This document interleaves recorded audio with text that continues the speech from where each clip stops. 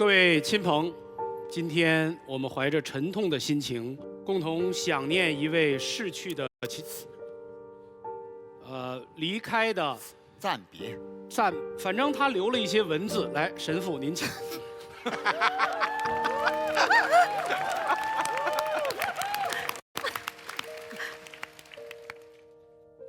小松给大家的信：轻轻的，我将离开你，请将你眼角的泪拭去。马东武兄，我俩的情谊自是不必多言，反正本来也就没什么。非常中肯。何炅宝宝，此次见你掉入深坑，我也略感心痛。见你日日乐在其中，希望不是因为中了马东下的蛊。听说全林、振宇也来加入了，此二人虽才智过人，但说到身材，他俩相加也只能填我一人的坑啊。康永，你我相爱相杀多年，最舍不得的就是你。青山绿水，我俩江湖再见。将与众军告别之际，万般愁绪涌上心头。你问我何时再来，我也轻声地问自己：不来就不来，废话那么多干什么？康永不哭，东东为你唱支歌。大家好，我是 MC 东东，喜欢的飘666。艺人我饮酒醉，小松走也太干脆。康永你别流泪，全民罗胖别可爱。议长我不再当，变了个导师我多风光，请到何炅来帮忙，敲起木鱼档那个档。新赛制随便浪，奇葩不再分两帮。导师下凡挺嚣张，两人分属正反方。最后我想说的是，本期女神真漂亮。我来了，嘿嘿嘿，徐静蕾也落到咱手上。奇葩说又回来了，各位您就瞧好吧。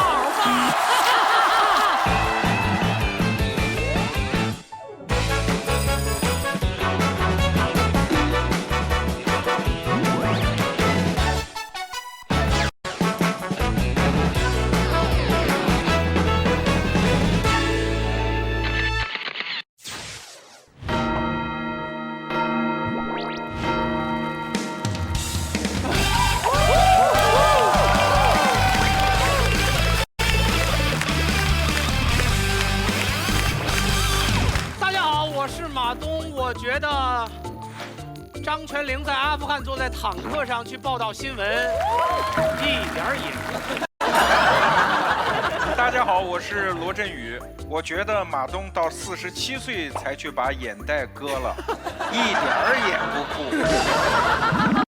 大家好，我是蔡康永。我觉得罗振宇一口气就把20年的演讲的票给卖完了，这件事一点也不酷。大家好，我是张泉灵。我觉得何炅出道22年，主持108个节目，这件事情一点儿也不酷。大家好，我是何炅。我觉得玉女演员出身的徐静蕾，现在居然导演了一部动作片，一点也不酷。欢迎大家来到奇葩说，大家好，我们是贤者 Club。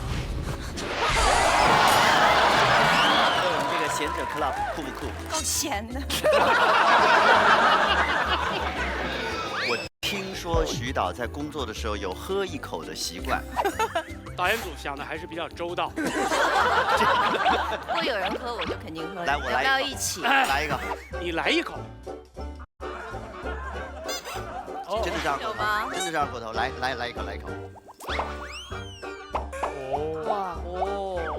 确实是这样。其实我们有一些问题呢，想要问徐静蕾，但是呢，她的团队对她非常的保护，所以有些问题呢，我就决定不问她了，我就问一下我们的几位导师，好不好？好。首先第一个问题，我想问一下全林。哦。我听说你和奇葩说的高晓松传过绯闻。他还给你写过一首歌呢，真的。我怎么不知道啊？他写过一首歌叫《磊》。归亚蕾、林熙蕾、阿拉蕾，就我那个雷。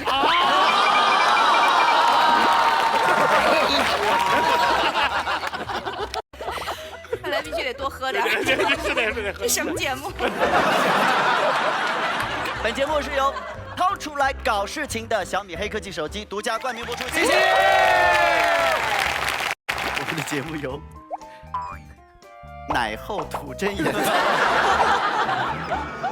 我们的节目由奶后吐真言的纯真酸牛奶联合赞助播出，谢谢。好，那么首先来看一下我们今天的辩题。单身妈妈通常情况下定义为有孩子但没有法定配偶的女性，包括未婚妈妈、离异妈妈、丧偶妈妈。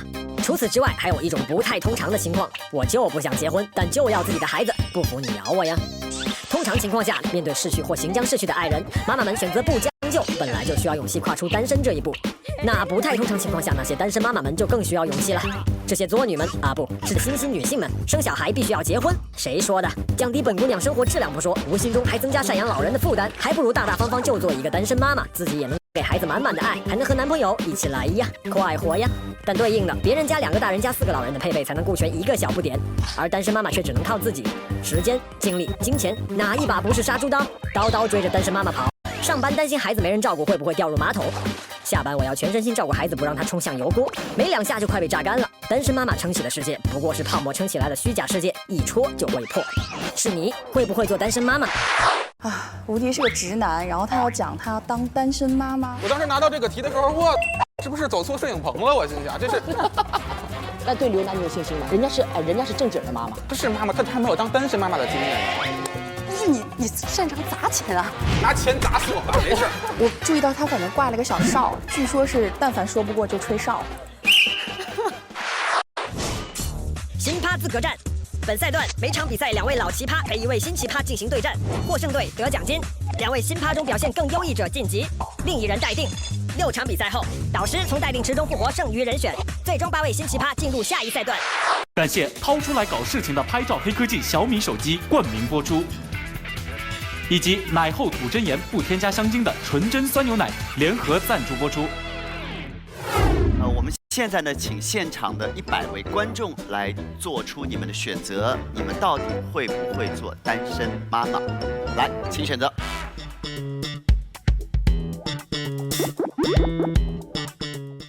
好，哇，有62位观众选择了反方，会做。的辩论呢是由4位导师，其中呢有2位将会要下凡参与辩论。到底今天有哪2位下凡来参与辩论？好，全力是正方，就是会做单身妈妈。康永哥是反方，不会做。我们也听听看另外2位导师。罗老师，你的态度是？我才不跟你在一起。我挺张泉灵。好，你也是正方，那我就不会。对，我跟康永哥一起，不会。哎，怎么没有人问我呀？哎，真的啊？那何老师呢？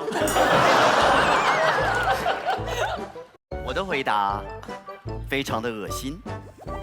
各位请准备好纸巾。我是反方，我不会做单身妈妈，因为我觉得我还是个孩子。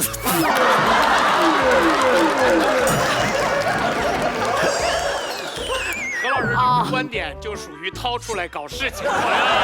真的有很多人会是这样的观点，就是为什么我不做单身妈妈？因为我觉得我自己还能照顾不好，我怎么去当一个妈妈呀？我们来问一下我们的徐导演好了。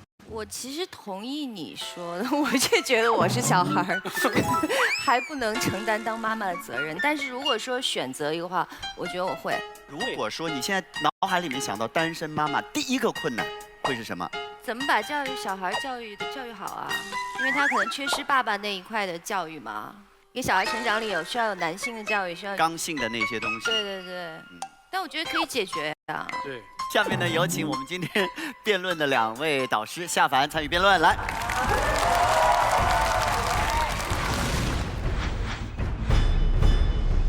好，我们看看我们反方第一个要来发表自己观点的是谁？大王来。是是我会不会做单身妈妈？这是我看到这个题目的时候，我第一个真实反应。我连单身我都不愿意做，我怎么可能做单身妈妈？真的。所以一直以来呢，我都是就是马不停蹄、不留缝隙的在找男人谈恋爱，谈恋爱找男人，找，谈。这个天有不测风云，人很难料，就是有可能啊。何炅老师正在说悄悄话的您，如果有一天您跟我强行的发生了。我们很怀疑是谁强行的。反正就是一不小心嘛。得多不小心啊！一不小心发生了，我们有了爱的结晶，但是又很不幸，何老师，你被外星人抓走了。哎，等一下，大王，我突然想问一下，如果放在前几集我没来的时候，像这种时候，你通常会拿谁做例子？高晓松。马老师怕了，马老师，你也不用这么快把我推出去吧。没问题，这次是我不小心。没想到你会承认。然后我们还有爱的结晶，然后我们有了爱的结晶。我发生了什么事？然后我走了。你被外星人抓走了。然后这个时候，哎，真的，眼看我就要成为单身妈妈了，怎么办？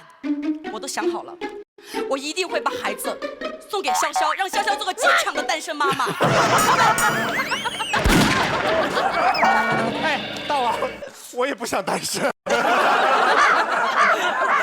是，为什么我会觉得我不行呢？是因为我太清楚，像我这样一个不在乎传宗接代，只想找男人恋爱的女人，我真的如果生个孩子，我就是自己来带的话，不仅是给我添麻烦，我觉得更是给孩子添麻烦。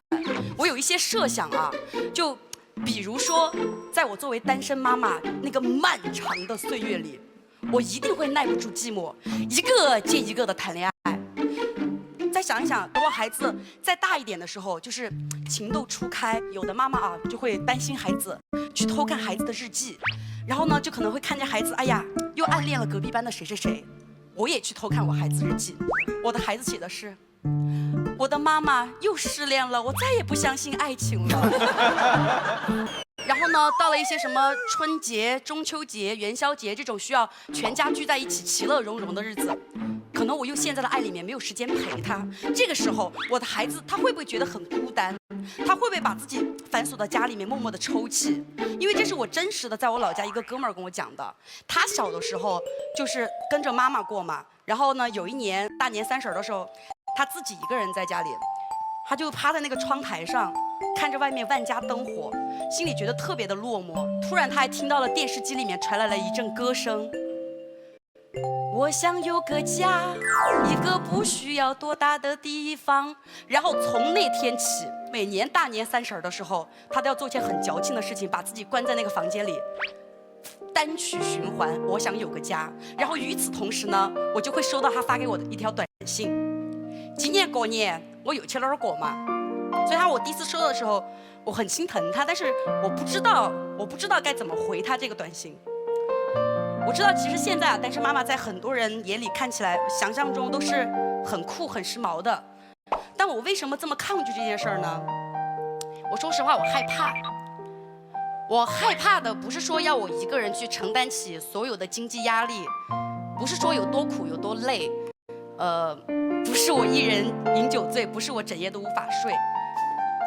真的，我可能也怕，但是我更怕的不是这些，因为我觉得嘛，为了孩子这些苦，其实我能吃，我可以吃，但我真正害怕的是什么？我真正害怕的是，在我作为单身妈妈，我独自把孩子带大的那样一段那么长的岁月里，我不懂得怎么去掩饰我的脆弱，我可能一不小心让我的孩子看到了我的苦，看到了我的累。他会不会很心疼我？他会不会他觉得明白我，想保护我？他不停地逼自己快点长大，快点长大，他要去保护你这个坚强的独立的单身妈妈。你说这样的孩子优秀吗？优秀，特别优秀。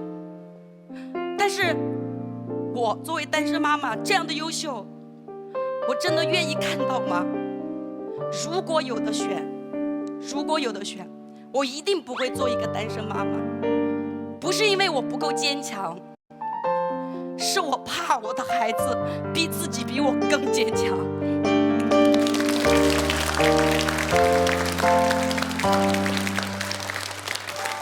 每一个像大王这样飞扬跋扈的女孩子，都会有很脆弱的那种不为人道的不坚强的一面。我是很感动，但是我还是很不理解你把咱俩的孩子交给潇潇带这件事。刚刚听大王说他要翻他孩子的日记本，我以为他是要在那里面找对象。连我孩子都抢是吧？小明。哎，小明不错，小米也不错。看看正方的一辩是谁？好，来甜甜。其实我觉得啊，就大王还是在这个年轻啊，就还在不停的寻找男人的阶段。等到了老姐姐这个年龄，等你洗尽铅华之后，你就知道过了这个时代了。我想想我的想法啊，2017年的早春，我范甜甜产生了升职的冲动。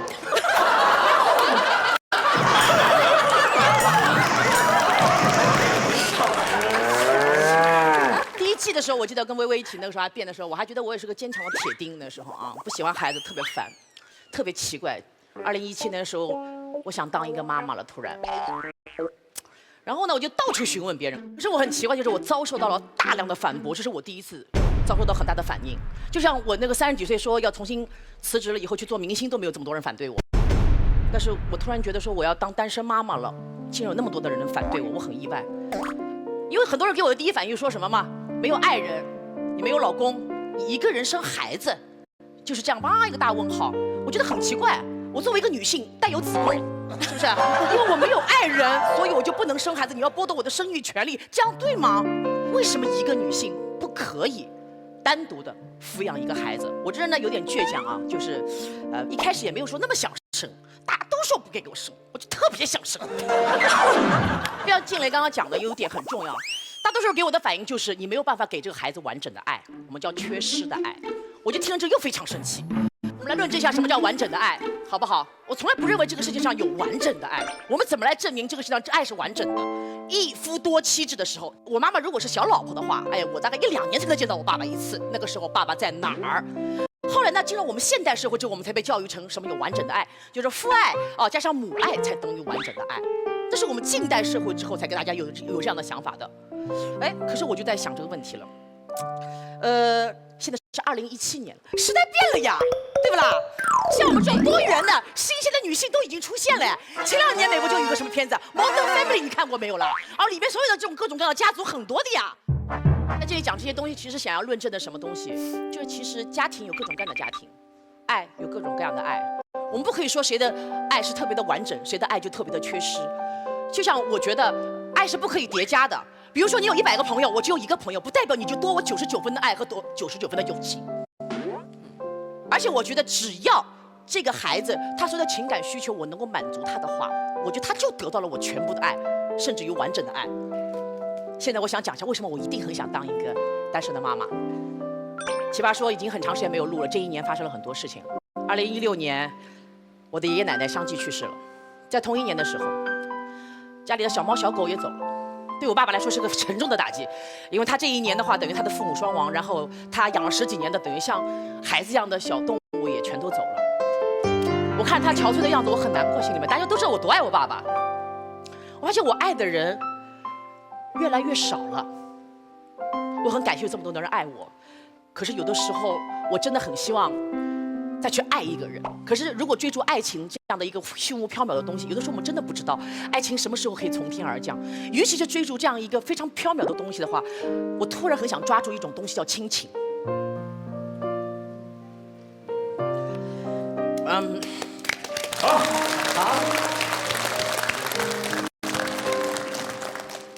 我觉得人有的时候活下去需要一点理由。如果为自己的话，这个理由有的时候不是很存在。可是如果为你爱的人的话，这份理由非常的充分。我想接下来我还有很多年可以活，我希望你们大家给我一次机会，对我们不要太苛责，让我生一个孩子，让我全身心的去爱他，让让我把我一生的故事告诉他，让我把我所有的武功传给他。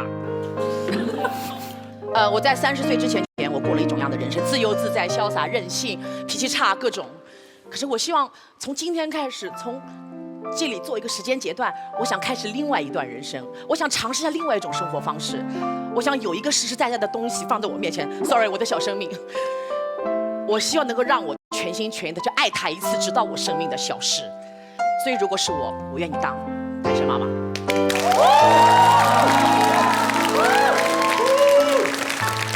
好，那下面我们刘楠上了。刘楠，温柔霸道女总裁，必杀技情意绵绵针。真正的奇葩大隐隐于市，能下得了海，能赚得了钱。刚才甜甜讲了这么多，非常的煽情，让我们重回理性。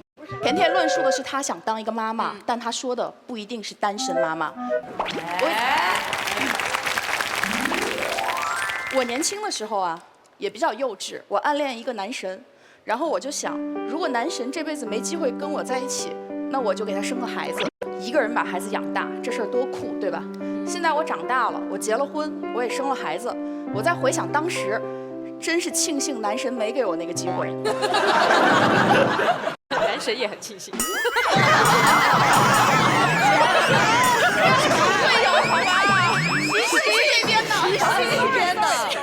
我们回到辩题啊，今天如果我们说，大家有没有权利做一个单身妈妈？当然你有。你能不能做一个单身妈妈？你可以。但是如果让我选，我会不会选择当一个单身妈妈？或者换句话说，如果我想当一个妈妈，单身是不是一个最优的选择？那么答案一定不是的。为什么？很简单，因为社会现在最基本的配套还没有完善，还没有 ready。你生一个孩子养一个孩子，这是一个系统工程，这需要那么多的社会配套。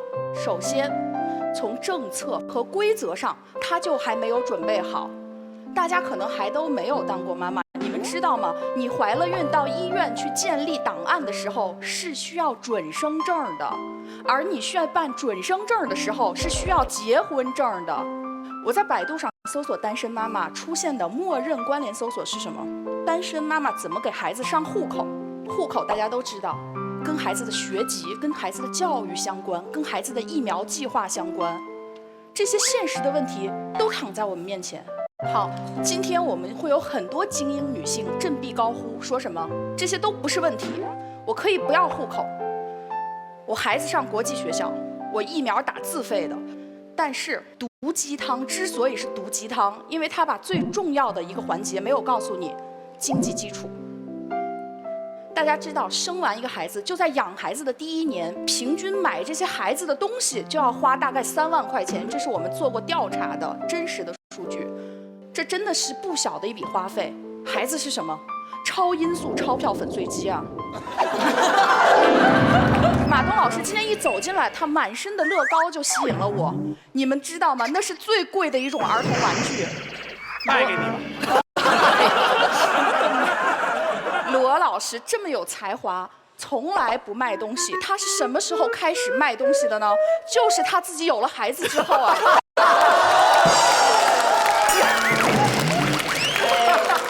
所以，当你选择一条难走的路的时候，记得要给自己多准备一点盘缠。第二，我们讲工作职场上现在的配套也非常不完善。你3个月休完产假要重回职场了。孩子怎么办？谁给你看孩子？再说的可怕一点，在单身妈妈找工作的时候，那个用人单位招聘官心里难道他不会掂量吗？你是单身妈妈，不可避免的你照顾孩子要多花很多精力。你能不能像别的员工一样加班？能不能像他们一样出差？你会不会比别人请更多的假？这些都很现实。当然，我绝对不否认有很多单身妈妈成功的案例。什么孟母3000其实就是个单身妈妈的故事，但是大家要知道，这些故事之所以被写在历史典故里，说明了什么？说明了它本身就很难，所以它才很牛，它值得被纪念，值得被赞扬，对吗？如果有一条简单的路要走，能走，为什么我们要去选那条难的路？好，你也可以说，我就是要选难的路走，怎么地了？我就是爱孩子，以爱为马，我走我的难路，行不行？可以，没问题，这是你的权利。但是我要告诉大家的是什么？当你走一条很难的路的时候，你必须知道，你不是一个人在承受这个难，是你的孩子跟你一起在承受这个难。好，找一个不凑合的、可以结婚的，并且可以生孩子的男人，难吗？难，有压力。但是我宁愿把这个压力扛在自己肩上，我不想让孩子承担任何的压力。我希望我的孩子出生的那一刻没有任何负担，宛如羽毛。谢谢大家。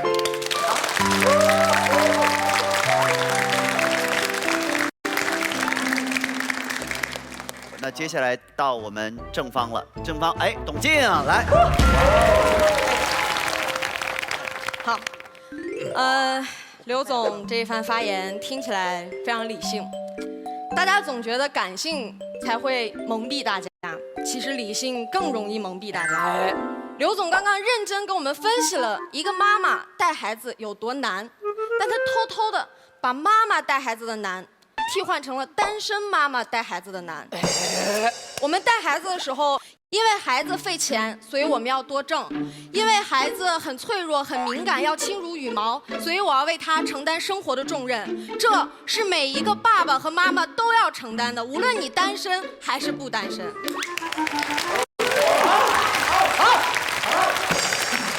好，在1994年的时候，中国对1994年我才3岁，中国马建岳还是个卵，马建岳还是个卵，我给他是个卵吗？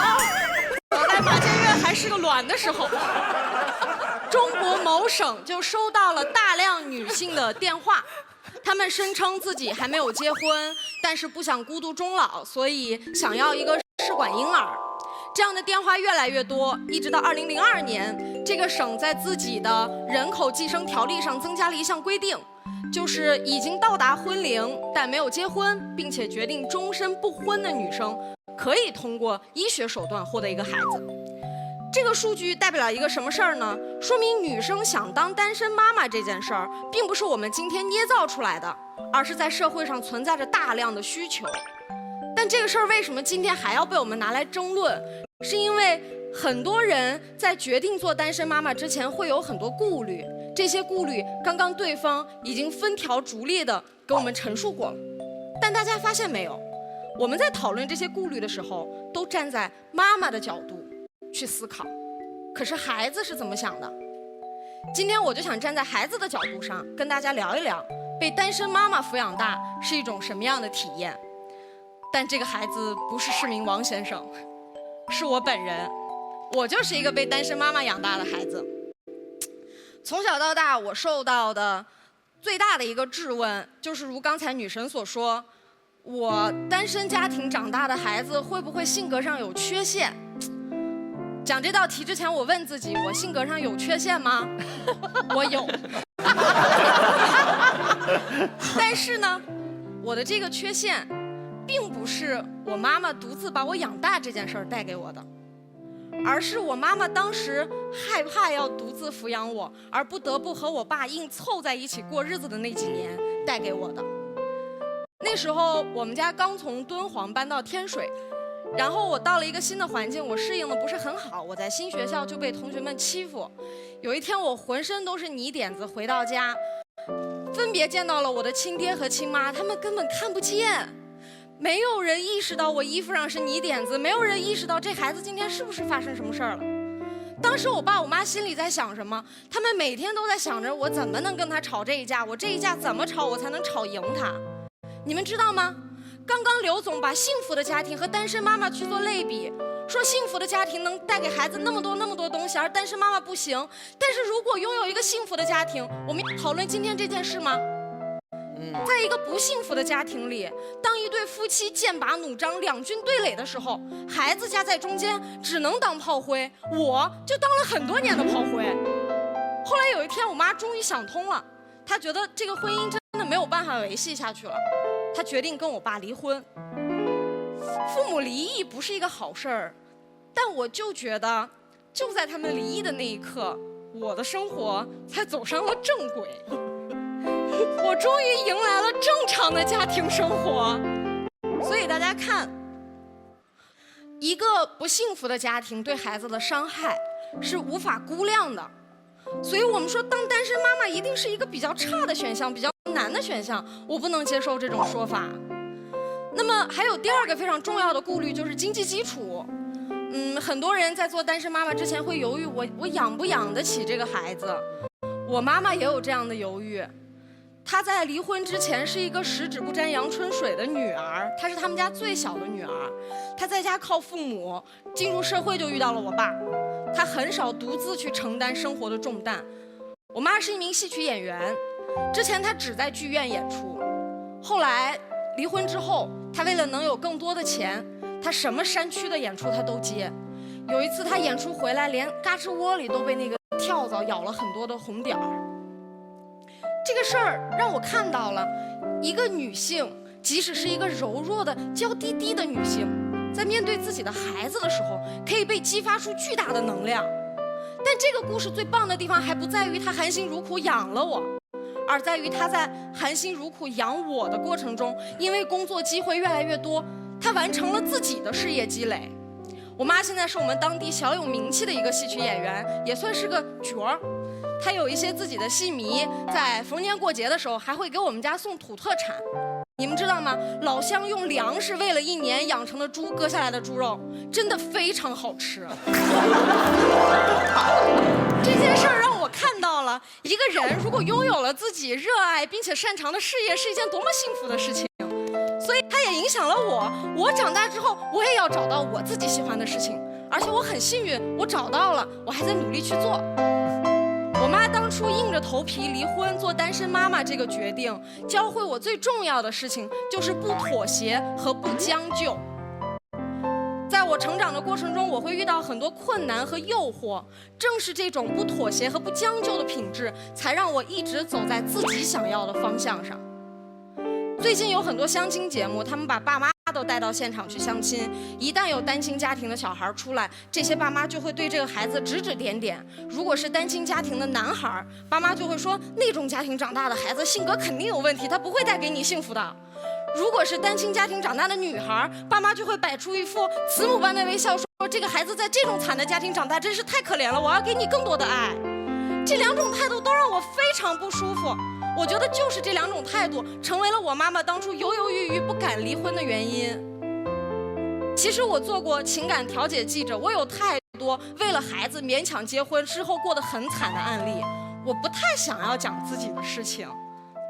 但是我在跟节目组的导演沟通这件事情的时候，他们告诉我一句话打动了我，他们说董娟，如果你不讲出来，就说明你跟那些要指点你的人想的是一样的，你觉得你这个事儿不是好事儿，不应该讲。所以我觉得我今天要站出来，我要讲这些事儿，我想让大家看看我是单身妈妈养大的，我除了脸有点大，别的是不是都挺好的？所以今天我方说要当单身妈妈，并不是说我们鼓励在座的所有人来，我们去当单身妈妈吧，不是这样。我们希望通过今天我们探讨这个话题，我们去倡导一种新的生活方式，把结婚和生孩子当成非常重要但完全独立的2件事去做。如果你还没有遇到爱情，但心怀期待，还想继续等待，在等待的过程中，你拥有了生殖冲动，想有一个自己的宝宝，别害怕，生一个。谢谢大家。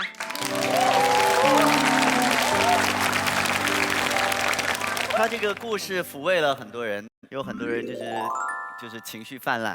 我必须提醒大秦，你哭出来不知道是假睫毛还是什么东西。你把假睫毛哭出来了，对啊。好，现在感觉我们这个正方有点压力，所以正方派出我们的如今宝贝。刚才董静说，其实他不是在说到底要不要当单身妈妈，他说的比较像是婚姻不幸福的时候到底要不要离婚。对，我也是觉得婚姻如果不幸福的时候是可以离婚的。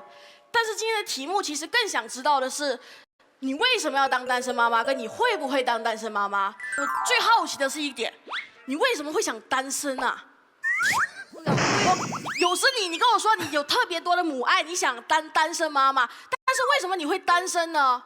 但是有2种情况，第一种是我主动想单身的。为什么他会主动想单身？可能是因为他觉得他没有办法相信男人，所以他想单身。他觉得他没有办法为任何人负责任，所以他想单身。也有可能是他觉得，哎呀，他想要自由自在的生活，所以他想单身。这都是他想单身的理由。那如果你是因为这些原因所以想单身的话，你想做单身妈妈，你绝对是为自己挖了一个最大的坑，对吧？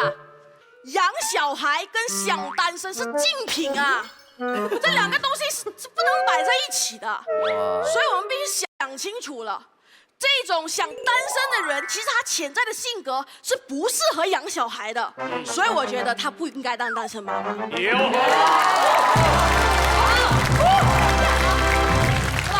另外一种情况是被动单身的，就是说，其实他想找一个男人，但是不知道为什么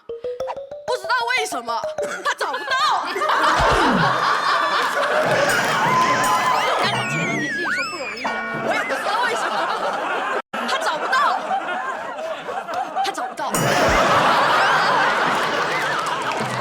这种情况的时候，但是他说他在2017年的早春想生孩子了，这给我听起来的感觉像什么？你们知道吗？冲动购物。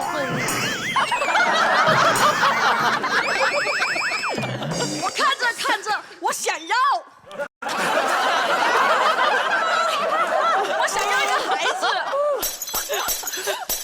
然后这时候还有人说不可以了，不适合了，我不适合，怎么可能？不要做给你看。但是这位女性，甜甜姐，生小孩不是赌气，生小孩也不能是冲动购物。你要知道，这个小孩是宝宝啊，不是那种卵宝宝啊。最重要的是，还有一些父母，他们觉得我的基因优良，我是最好的，我有全身的功夫，我一个人走了，世界上会少了很重要的东西，所以我必须留下我的种。必须延续下去，所以他就生小孩了，不一定是单身，一般的父母都会有这样的想法，就是他们都会有一些梦想跟一些事情，然后他们刚好自己一定没有办法实现，然后他们就想生小孩，然后让小孩实现。我的父母也是这样的，我的妈妈叫 Niki， 她的名字 Niki， 她从小的梦想是要当一个优雅的舞蹈家，当然他没有成功，但是他希望他的女儿可以做，而且这个舞蹈家他非常具体，他希望是芭蕾，所以从小背负了帮他完成梦想的这个责任。穿起那个这样子的蹦蹦裙，紧身的，我当时的身材跟现在差不多。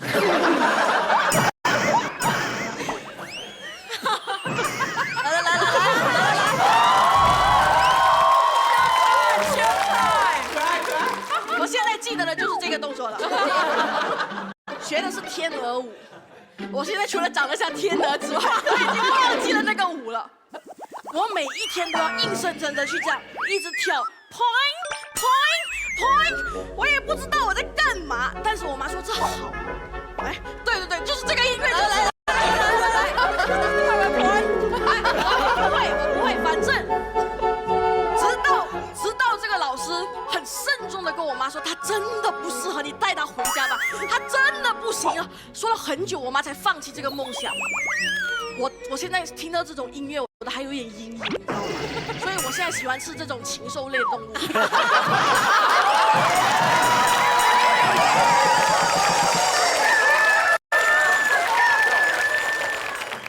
主动单身的时候，我告诉你，你可能性格本身不适合养小孩。当被动单身的时候，你要记得，你不可以用小孩来证明你自己。所以我问我要不要当单身妈妈，我说我不想当，谢谢。好，现在轮到我们正方了。奇葩里面唯一是一个我们的男辩手来做这番陈述。奇葩里面无敌国安球迷必杀技，给我一个足球，我能笑动世界。告诉你们，足球在中国就是牛，不服憋着。我是一个重度球迷，足球的球。其实对于，其实对于一个男人来讲啊，越是重度球迷，就越容易成为单身狗。我之前有过可以结婚生子的机会，但是由于世界杯不小心错过了。怪世界杯。但不可否认的是，每个男人心中都会住着一个小孩。在我的世界里面，没有什么比一个小孩陪我一起看球、一起通宵熬夜刷世界杯更幸福的事儿了。你们知道我在工体看球的时候，除了场上最激烈的比赛之外，什么最吸引我吗？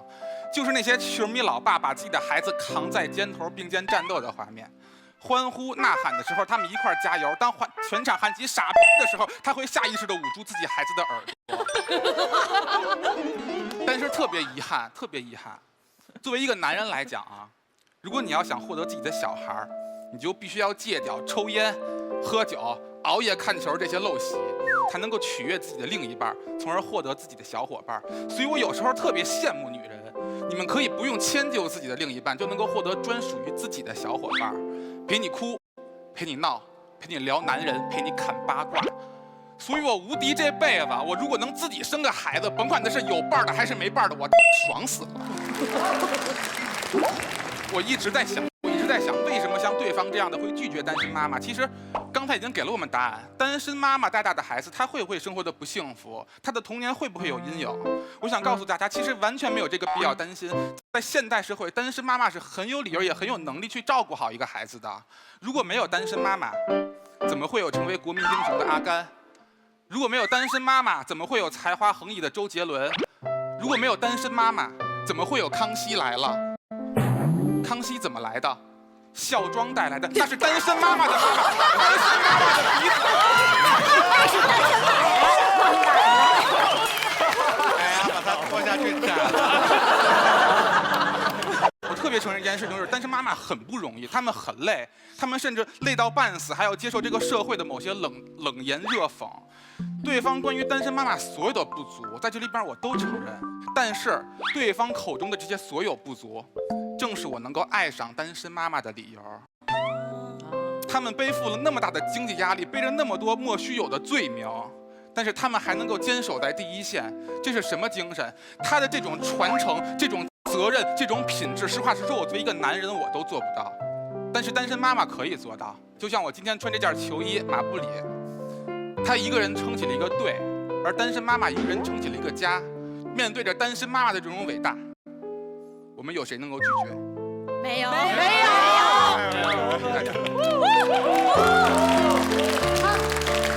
他说的好像今天的题目是你会不会爱上一个单身？他说的其实是如何让单身妈妈不再单身。你单身吗？交给我。好，那个潇潇不服哈，潇潇，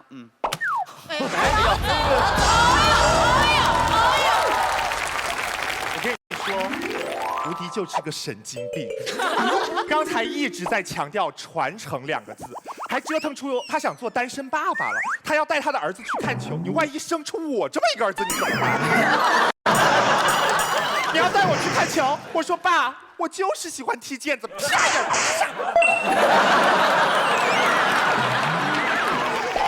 其实我刚才听董静，因为我觉得可能我跟她的情况是最像的。我觉得我们妈妈在当单身妈妈那段时间的辛苦，她知道，我知道。我可以接受一个女人没有男人也可以过得很好，我也可以接受一个孩子没有爸爸也可以健康的长大。但是我没有办法接受的是，董静在看到她的妈妈，在我了解到我的妈妈做单身妈妈的那段期间那么辛苦，满手已经被叮的是包的情况下，然后告诉你们自信一点，你们可以的。我没有办法接受这个，所以说，千万不要觉得我们剥夺了你们的权利，只是在我方的观点，我们希望给你们一点点这样的建议，谢谢。因为刚才我们是反方先开辩，所以呢，我们结辩的时候先由正方。按规矩我是坐着的还是站着的？看你对这一场的情势的估计，如果你觉得坐着就能够打败我们的话，你就坐着。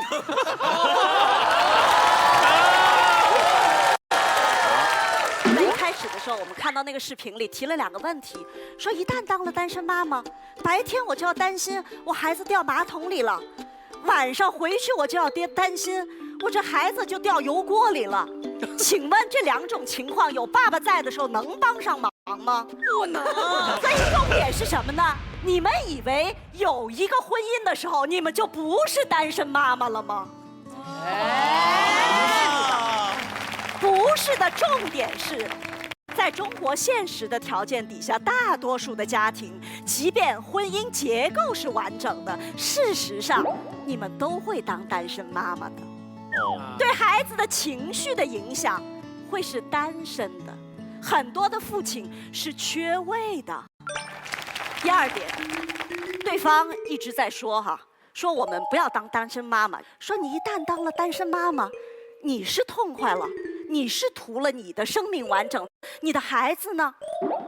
你的孩子是不是在一个不完整的环境里长大？他长大了，性格有没有缺陷？我不想用个体来做例子，因为任何的个体你都能找到反向的个体。我们来看看科学研究的结果。就在2016年的时候，剑桥大学发了一份研究报告。这份研究报告拿51个自愿接受人工受精的妈妈组成的单身家庭和51个完整结构的家庭进行了对比。对比的结果是，当这些孩子长到10几岁的时候，在双盲实验下，其实你区分不了哪一个来自单亲家庭。如果你说样本数量太少，好，在1991年的时候，在美国做了一个完整的原分析，它总结了96篇不同的文献，总共的样本数量达到了13000名。你们知道结果是怎样吗？没区别。最差的，对孩子的自尊心、自信心和他的行为模式造成最严重影响的，其实来自于婚姻结构完整但是充满了矛盾的家庭。对，各种各样的这个调查都证明了说，其实这是我们的一个偏见。我们的偏见说，单亲妈妈带出来的孩子，他就有可能受伤害。不是的，你只要对孩子亲，你就是最好的母亲。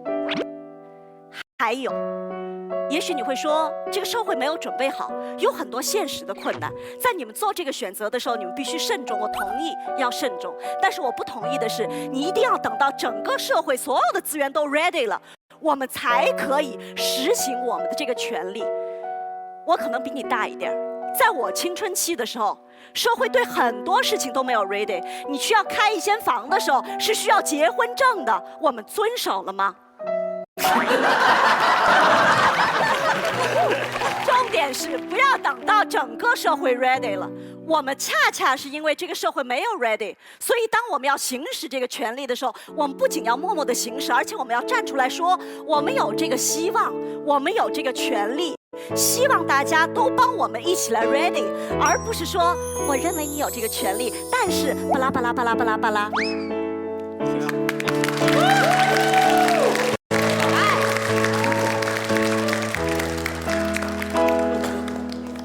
康永哥，好，我会选择坐着发言，不是因为我有任何认为我们能够足以打败贵队的这个机会，而是因为本季才刚开始。如果我现在就站起来，我后面每一次都得站起来。因为我大招还是留着晚一点上。作为一个辩论队伍，我觉得我们很失职，就是呼喊爱，呼喊爱，呼喊爱，只有全林老师避开这件事哈。所以我们的辩题难道是要不要做一个有爱的妈妈吗？不是吧？我们干嘛聊这件事情？如果没有爱，不用聊啊，谁跟你聊有爱或者没有爱了？你一开始讲了你妈妈对你的照顾，我们没有在聊那件事情。你一开始聊了你有多爱你的孩子，我们没有在聊这件事情。你聊你要娶那些你爱的单身，我们没有在聊这件事情啊。你们一直聊爱干什么？我们在辩论的是把爱这个条件排除在外的时候，单身妈妈与不单身的妈妈这两方做讨论。所以一再诉求爱，在我看起来是你们非常不专业的一个表现啊，这是第一点我要提出的。怎么坏了康车？这真是连根刨啊！还说不放大招，根儿都刨了啊！我其实觉得我们今天是一个讨论，而不是一个辩论，因为我们没有资格剥夺任何人这方面的权利。我们现在跟你们聊要不要做单身妈妈，要不要的意思，我觉得黄执中在你们队伍，他对于逻辑非常的严谨，要不要就是这是人的选择嘛，这不是被动形成的意思啊。你离婚了，你怎么叫做我要做单身妈妈呢？是你不得已成为单身妈妈，不是你要不要当单身妈妈。所以这么简单的题目，就是这是主动的选择呀。所以我方在讨论的事情就是，当你有选择的时候，你要不要做单身妈妈？所以这个定义下的意思就是说，即使我有机会成为不单身的妈妈，我都还是要做单身妈妈，这才叫做要做单身妈妈。就是我选择说，老娘要当单身妈妈，就是有100个男人跪在我面前说，求求你嫁给我，让我当孩子的爹吧，我就一脚踹开你，说我就是要当单身妈妈，我不要这孩子有个爹，这才叫做我要当单身妈妈，这样搞清楚了吗？哎呀，我是一支认为家庭应该由各种关系的人所组成，它应该由多元的关系而形成。5个老人家。老年了都单身，他们愿意组成一个家庭也很好。你不可以因为我们对于家的标准定义跟传统定义，就跟这些单身的人说，你们并没有资格享受有家的感觉。所以我只能够简单的在最后说明一下，就是我要做单身妈妈是一个决定，这个决定来自一个态度。这个态度，我问过我很多的朋友，就是你们为什么不结婚？他们都会轻描淡写的跟我们说，我们2个这么好，我们要那一张纸干什么？我们作为很尊重别人选择的人，我们文明人绝对不会探根究底，我们一听就同意了，就是啊，对，这是你们家的事，我们不用管。可是你如果真的跟这个朋友仔细的探究下去，什么叫做我不要那张纸？其实是我不要这一个束缚的合约跟承诺，也就是当你可以不单身的时候，你依然坚持要单身，你就是一个排斥束缚跟承诺的人，而孩子是一个不可逆的选择。康熙来了在小 S 还没有结婚当妈妈之前，有一次我们在聊，然后当时 S 就说，他说我一手踹着个婴儿，打扮得很辣，然后在店里面推着婴儿车逛街的时候多酷啊。我就说，那如果这时候金城武走到旁边来呢，他会看到你有孩子哦，然后 S 就说，我会立刻一脚把我的婴儿车踹开，然后假装我是个单身女郎。这当然是玩笑话，那孩子是踹不开的，那孩子过会儿就默默的就回到你身上，他是会耽误你跟金城武交往的，因为那些男生可能没有要跟你一起迎接这个承诺跟束缚，而你当初选择拒绝了承诺跟束缚，不就是要贪图这点弹性跟自由吗？而孩子是跟这个相抵触的，所以只有这件事情而已。好，所以最后讲回来，就是我方其实觉得家庭的定义需要被拓宽，需要被修改。可是今天我们讨论的事情是，当你有选择的机会的时候，这个人选择了要单身，而且做妈妈，那么他适不适合承诺以及被这样的东西给束缚住？我方是不放心的，所以我方提出了这些论点，希望你们能够注意到。讲完了。那么接下来我们问一下我们台上的2位导师马东老师和罗老师，谁先来？罗老师先来。蔡康永是不能再说话了，对吧？你如果问我问题，我就得说话，是吧？你如果问我问题不准说话，你是骂我。因为蔡康永老师刚才是从辩论技巧出发，但是恕我直言，我冷眼旁观，在辩论技巧上，恰恰是蔡老师这一队输了一筹，因为他们不断在调动一个东西叫情感。世界上最没用的母婴产品是什么？爸爸。爸爸。对，我去年生了一对双胞胎女儿，罗思思、罗维维。这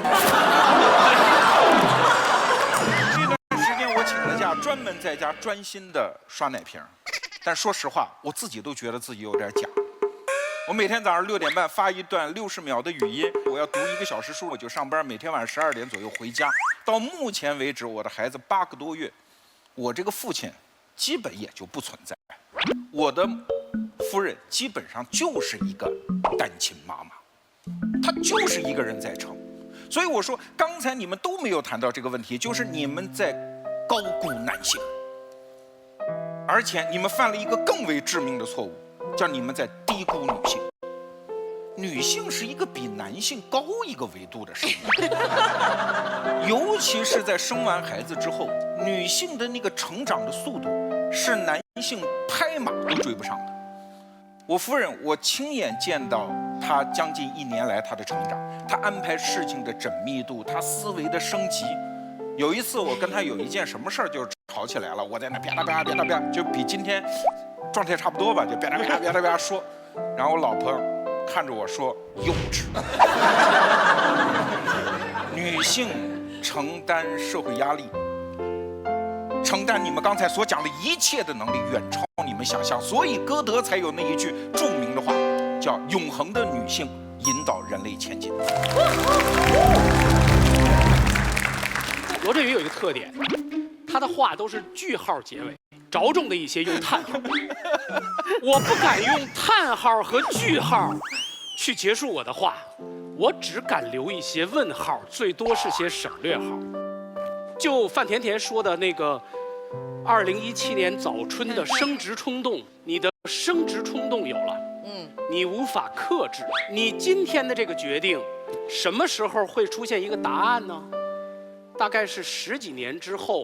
10几年之后，就是你的孩子在青春期或者他懂事儿了的时候，他会问你说：“妈妈，你当时选择做一个单亲妈妈生我，是怎么想的？”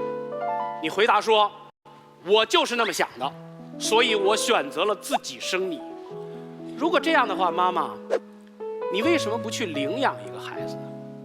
你说不，因为我有生殖冲动。他不会说什么，因为他爱你。但是你有没有觉得，当他问出来的时候，其实你欠他点什么？我建议你，今天晚上带着这个问题，躺在床上，喝一罐纯真酸奶，奶后吐真言，看看你是不是真的想当一个单亲妈妈。我说完了。现在我们所有的辩手和导师都已经发言完毕了，现在由现场的100位观众做出你们最后的选择，请投票。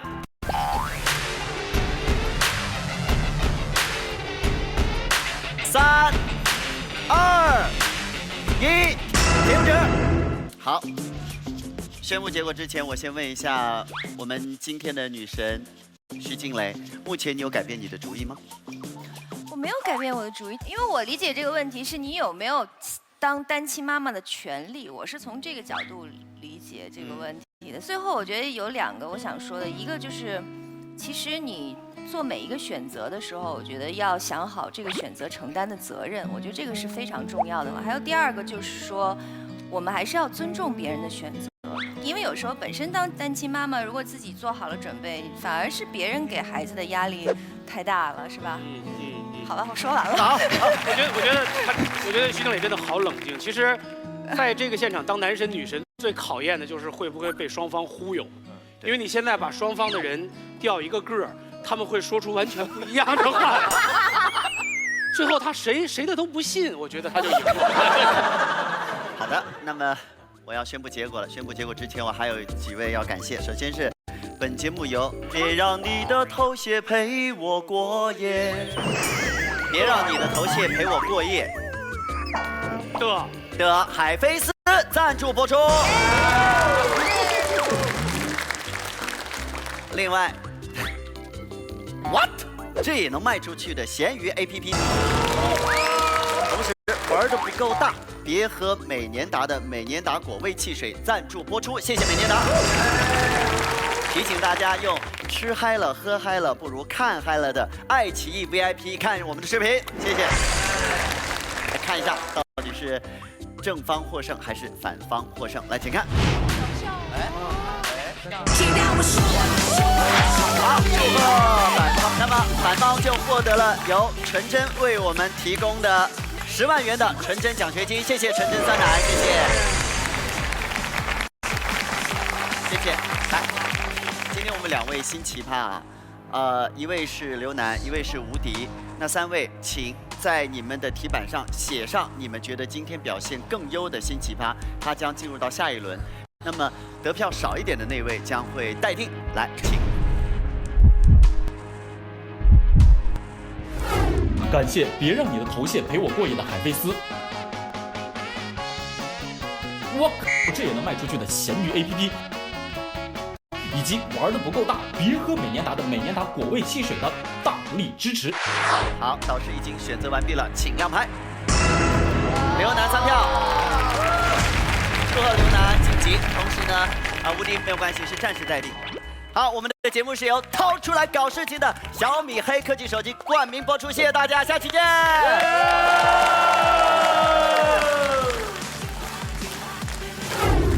觉得参加辩论这件事儿，真的压力还蛮大的。真正跟队友们坐在一处的时候，会强烈的感觉到是2组对立在作战。就我本来想好这件事情我是来玩的，但你一坐下，你的胜负心就跑出来了。当你有了胜负心的时候，你往那个逻辑的死角里，一定要逼自己讲出一套话语。我开始能体会选手的压力了。使用手